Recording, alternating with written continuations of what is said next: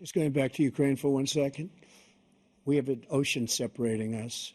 The European nations together have spent $100 billion, or maybe more than that, less than us. Why doesn't he call them and say, you got to put up your money like I did with NATO? I got them to put up hundreds of billions of dollars. The Secretary General of NATO said Trump did the most incredible job I've ever seen. They wouldn't have any. They were going out of business. We were spending almost 100% of the money was paid by us. He didn't do that. He's getting all. You got to ask these people to put up the money. We're over $100 billion more spent, and it has a bigger impact on them because of location, because we have an ocean in between.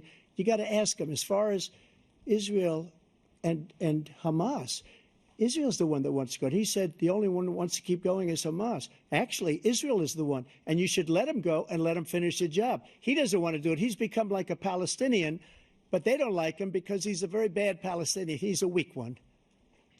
President Biden, you have a minute. I've never heard so much foolishness. This is a guy who wants to get out of NATO. Are you going to stay in NATO? He's going to pull out of NATO.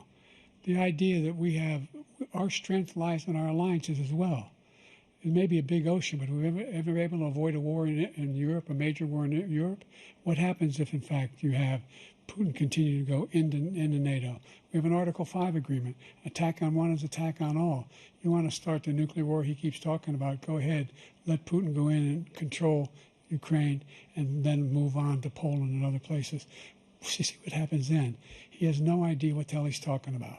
And by the way, I got 50 other nations around the world to support Ukraine, including Japan and South Korea, because they understand that this kind of dislocation has a serious threat to the whole world peace. No major war in Europe has ever been able to be contained just to Europe.